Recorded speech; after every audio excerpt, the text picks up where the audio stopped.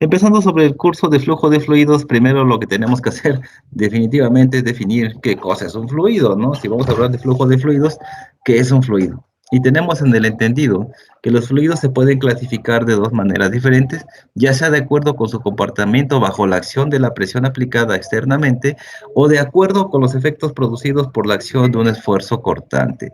Esfuerzo cortante, yo creo que ya les debe de sonar a la materia de fenómenos de transporte uno, donde se les hace mucho la evolución hacia el esfuerzo cortante. No lo vamos a ver aquí como tal, a dedicarnos al esfuerzo cortante, no. Yo sé que fenómenos de transporte uno y flujo de fluidos van de la mano. De hecho, casi casi es el mismo principio. Estamos hablando de fluidos, pero en este caso vamos a verlo a nivel macroscópico, qué sucede a nivel macro, mientras que en el lado de fenómenos de transporte se ve esto más a nivel micro, ¿sale? Más hacia adentro, más a detalle, ¿sale? Entonces, si el volumen de un elemento de fluido es independiente de su presión y su temperatura, se dice que el fluido es incompresible. Una definición que se basa principalmente en presión y temperatura, ¿no? Por lo general, nosotros siempre trabajamos con fluidos incompresibles, no con comprensibles, ¿vale? Bien, si su volumen cambia, se dice que es compresible. Entonces, si tenemos un fluido que de repente cambia su volumen de un momento a otro, pues es un fluido comprensible. Pero si es un fluido que mantiene su volumen y se mantiene constante en todo el proceso, pues es un fluido incompresible. Ojo, porque esto podría ser pregunta de examen. Si hablamos de fluidos, no solamente nos referimos hacia los líquidos, sino también a los gases. Los gases también son fluidos, ¿sale? Y tienen una compresibilidad mucho mayor que los líquidos. Se pueden producir cambios apreciables en el volumen si se altera la presión o la temperatura, ¿sale? Estos son muy sensibles a la presión y la temperatura. Sin embargo, si el cambio porcentual en la presión o en la temperatura es pequeño para fines prácticos, un gas también se puede considerar incompresible, ¿no? Entonces vamos a considerarlo nosotros como si fuera incompresible, aunque la mayor parte del curso trate sobre líquidos, los gases funcionan de la misma forma, nada más tener un poquito de consideración en estos aspectos de temperatura y presión. Por lo tanto, en la práctica, los cambios de volumen probablemente sean importantes solo cuando la presión o la temperatura de un gas cambia en una gran proporción. Si la presión o la temperatura no es un cambio brusco, no hay problema. Sigue siendo un fluido incompresible. Entonces, desde el punto de vista de la mecánica de los fluidos, la materia solo puede presentarse en dos estados, ¿sí? Digo, hablando de mecánica de fluidos, o son sólidos o son fluidos. Solamente existen esos dos puntos, ¿no? Y si me hago que es fluido, no solamente me refiero al líquido, sino que también al gas, al movimiento que tiene el gas. Entonces tenemos dos expresiones, o son sólidos o son fluidos. Y fluido, entiéndase, líquido y gas, ¿sale? La distinción técnica radica en la reacción de ambos a un esfuerzo tangencial o un esfuerzo cortante, lo que están viendo ustedes en fenómenos de transporte. Entonces, un sólido puede resistir un esfuerzo cortante con una deformación estática, mientras que un fluido no. A un sólido le metes un esfuerzo y a lo mejor medio lo deformas, pero puede recibir ese impacto. Mientras que un fluido, si tú le metes un esfuerzo cortante y lo empujas, empieza a desplazarse hacia la dirección que tú estás metiendo ese esfuerzo cortante. Entonces, cualquier esfuerzo cortante aplicado a un fluido, no importa cuán pequeño sea, provocará el movimiento del fluido, lo que te acabo de decir. Tantito lo empujas y ese fluido va a empezar a desplazarse y a moverse en la dirección que tú metes el esfuerzo, ¿sale? Entonces, este se mueve y se deforma continuamente mientras se siga aplicando este esfuerzo cortante. Una vez que se deje de aplicar ese esfuerzo, pues va a regresar a su forma en estado estacionario, ¿sale? Entonces, podemos decir que un fluido en reposo debe de estar en estado de esfuerzo cortante continuo, ¿sí? El fluido, para que se mueva, tiene que estar sometido a un esfuerzo cortante que sea continuo, ¿sí? O simplemente que sea nulo para que se encuentre en estado estacionario, ¿sale? Entonces, dice, el estado que se denomina a menudo condición hidrostática de esfuerzos en análisis estructural, ¿sí? Entonces, depende de lo que estemos haciendo y si el fluido está siendo movido por un esfuerzo cortante. Aquí, este fluido se está moviendo, este que está aquí, gracias a un esfuerzo cortante, ¿no? Puede ser la rotación de la Tierra, alguna otra cosa más que haga que este fluido se esté moviendo constantemente. Entonces, dada la definición de fluido, se sabe que existen dos clases de fluidos, ya lo mencionábamos, líquido o gas. Son los dos fluidos que existen. De nuevo, la distinción es técnica y concierne al efecto de las fuerzas cohesivas. qué tan cerca o qué tan separadas están las moléculas para que yo pueda decir que es un gas o un líquido. Para los casos de los líquidos, las moléculas están un poco más juntas. En el caso de los gases, las moléculas están un poco más dispersas. Entonces, un líquido, al estar compuesto por agrupaciones de moléculas muy cercanas, con enormes fuerzas cohesivas, enormes fuerzas que hacen que estas moléculas estén un poco más juntas, tienden a conservar su volumen y formará una superficie libre en un cuerpo gravitatorio si no está limitado por la parte de arriba, ¿sí? Si hablamos de la parte de arriba de un líquido, pues nos enseñaban en nuestras clases de termodinámica química un concepto que es muy conocido como tensión superficial, ¿no? Pero bueno, en cuanto a un líquido, simplemente las fuerzas cohesivas son más fuertes, las moléculas están más juntas y tienen un volumen determinado. Para el caso de los gases, perdón, las moléculas de un gas están muy separadas entre sí con fuerzas cohesivas despreciables, ¿sí? Un gas es libre de expandirse hasta que encuentre paredes que lo confinan. Por eso decimos que un gas siempre ocupa el volumen del material o del equipo que los contiene, ¿sale? Un gas no tiene un volumen definido y por sí mismo. Sin confinamiento forma una atmósfera que es esencialmente hidrostática, ¿vale? Los gases no forman superficies libres y en los flujos gaseosos raramente influyen otros efectos gravitatorios distintos de la flotabilidad. Entonces, los gases tienen las moléculas más separadas que en el caso de los líquidos. Las fuerzas cohesivas prácticamente se desprecian en estos casos. Entremos un poco a los conceptos básicos. Ya vimos que es un fluido, ya vimos cómo están compuestos los gases, los líquidos, cosas que ustedes ya sabían de materias previas, ¿no? Pues vamos a ver conceptos básicos. Uno de los conceptos básicos más importantes es la presión. Y la presión se define como la cantidad de fuerza ejercida en un área de una sustancia o una superficie, ¿sí? Y esto se puede afirmar mediante la siguiente ecuación, donde decimos que la presión va a ser igual a la fuerza con respecto a el área que estemos nosotros trabajando, ¿sí? Entonces, presión es igual a fuerza sobre área, ¿sale? Los fluidos están sujetos a grandes variaciones de presión según el tipo de sistema que estemos utilizando. Aquí tenemos un ejemplo, tenemos un globo, tenemos una tablita llena de picos y el amigo que está ahí metiendo presión al globo, pues bueno, en cierto momento, si el esfuerzo cortante es mayor, pues alguna de esas puntas reventarán el globo, ¿no? Entonces, el agua es en el sistema de tuberías de un hogar, tiene una presión algo mayor a la presión atmosférica, por lo que influirá rápidamente en un grifo. Pues abrimos la llave y, lógicamente, como la presión es mayor, pues sale con un caudal, como decir, un caudal a cierto fluido, en el cual, pues, va a pasar de manera muy rápida, ¿sale? El aceite, en el caso del aceite, pues es un sistema de alimentación de fluidos, generalmente se mantiene a alta presión para permitirle ejercer grandes fuerzas, para activar equipos de construcción o dispositivos de automatización en alguna fábrica, ¿no? Los gases, como el oxígeno, el nitrógeno y el helio, a menudo se almacenan en cilindros fuertes o tanques esféricos a alta presión para permitir que se mantengan cantidades bastante grandes en un volumen relativamente pequeño. Sí, prácticamente es un gas comprimido, ¿vale? El aire comprimido se usa a menudo en estaciones de servicio e instalaciones de fabricación para operar herramientas o inflar neumáticos. Es para eso lo que se ocupa relativamente. Tenemos otro punto más, que es el peso y la masa.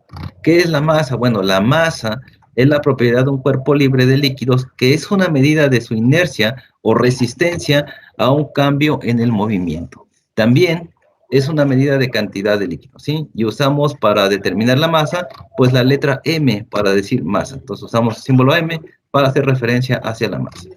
Y tenemos otro concepto más que va junto con pegado con la masa, que es el peso. El peso es la cantidad que pesa un cuerpo sin fluidez, o sea, sin movimiento. Es decir, la fuerza con la que el fluido es atraído hacia la Tierra por la acción de la gravedad. Y para el caso del peso, por lo general siempre usamos la letra W minúscula, aunque en algunos casos usan mayúscula. En este curso yo voy a usar este W minúscula para referirme hacia el peso. Para nombrar lo que es el fluido másico, usaré yo la W mayúscula, pero en este caso el peso, siempre vamos a usar la letra W minúscula. Entonces, hablemos ahora de los sistemas de unidades tradicionales que se ocupan. Por lo general, siempre vamos a usar en este curso dos sistemas, el sistema inglés y el sistema internacional, ¿sí?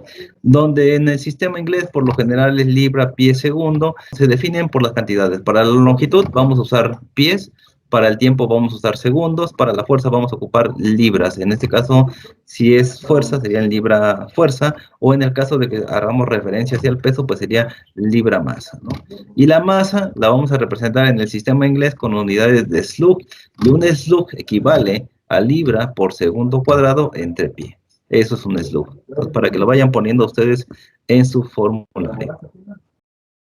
Entonces, en el sistema internacional de unidades, la longitud va a ser metros, el tiempo va a estar segundo, la masa en kilogramos o newton por segundo por metro cuadrado, perdón, ¿sale?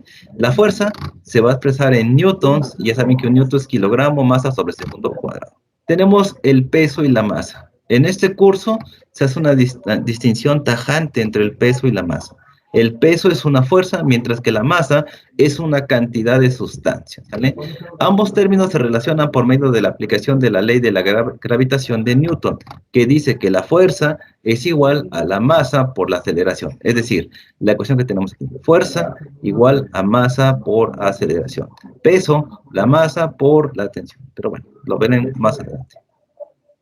Entonces, para hablar del peso, implica que la aceleración es igual a la gravedad, ¿sí?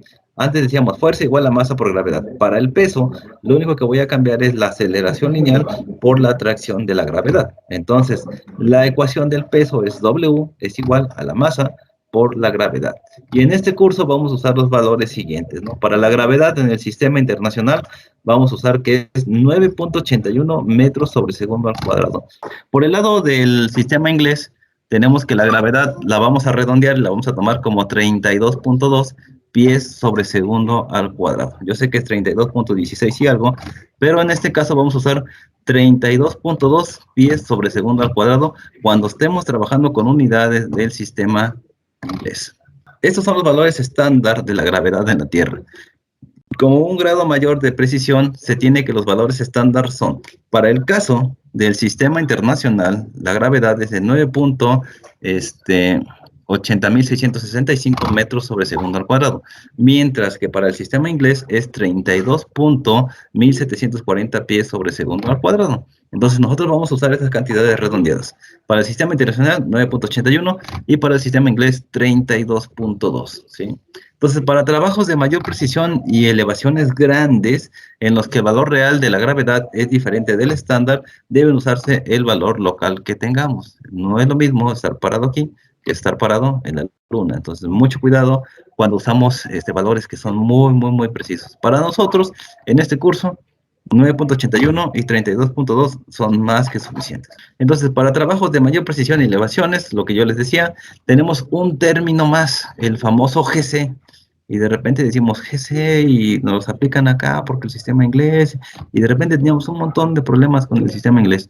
Ojo aquí, el sistema inglés va a ser igual a 32.2 libras masa dividido entre libra fuerza dividido entre pie sobre segundo al cuadrado. Entonces, haciendo un reacomodo, usando la regla de la herradura, la regla del sándwich, como usted le quiera llamar, llegamos a que un GC es igual a 32.2 libras masas por pie sobre segundo al cuadrado entre libra fuerza, ¿sí?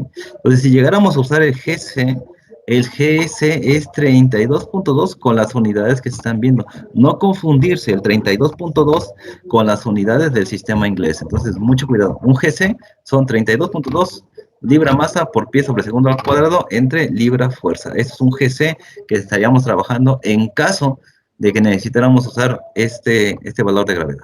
Entonces, ya hablamos de masa, ya hablamos de presión, ya hablamos de ciertos parámetros. Hablemos también ahora de la temperatura. Es muy importante tener en cuenta la temperatura cuando hablamos de flujo de fluidos, porque infiere tanto en la densidad como en la viscosidad.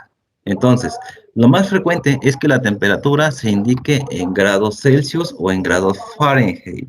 Si estamos hablando del sistema internacional, grados Celsius. Si estamos hablando del sistema inglés, grados Fahrenheit. Aquí va a ser un poquito distintivo que no vamos a usar grados Kelvin a menos que se indique lo contrario, ¿sale? Entonces, es probable que para la Tierra, usted esté familiarizado con los siguientes valores a nivel del mar o sobre el nivel del mar. Tenemos que el agua se congela aproximadamente a 0 grados Celsius, y eso tomando de referencia una atmósfera, y hierve a 100 grados Celsius, ¿sí?